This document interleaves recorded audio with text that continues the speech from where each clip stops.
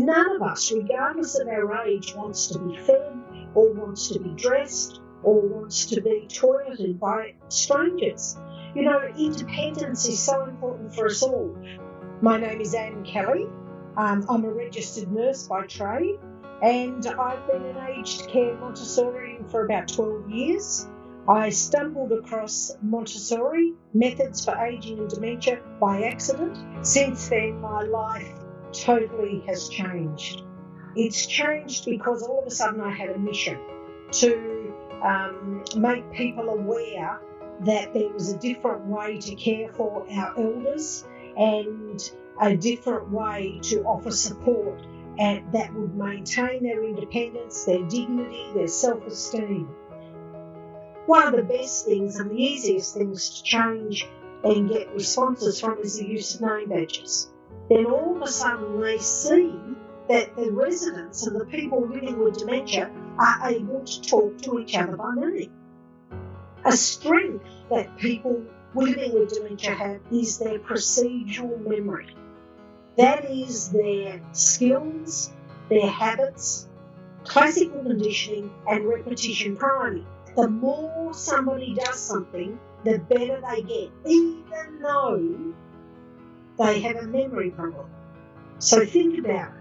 You've got somebody with advanced dementia who cannot remember having done anything ever before, but every time they do it, they are better at it than the time before. That is one of the weird phenomena about our brain.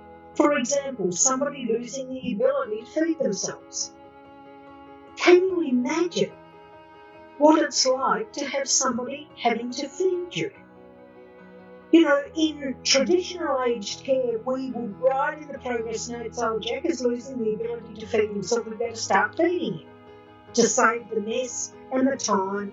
Montessori world, we say Jack is losing the ability to feed himself.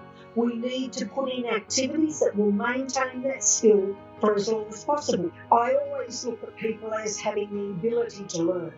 You know, one of the things that we very easily do with people living with dementia is we give up on teaching them anything. And so we have aged care communities around the world who have people full of behaviours such as repetitive questioning. I can't find my room. Where's my room? When's my husband coming? We'd say, okay, how do we teach somebody where their room is? How do we teach somebody when their husband is going to come?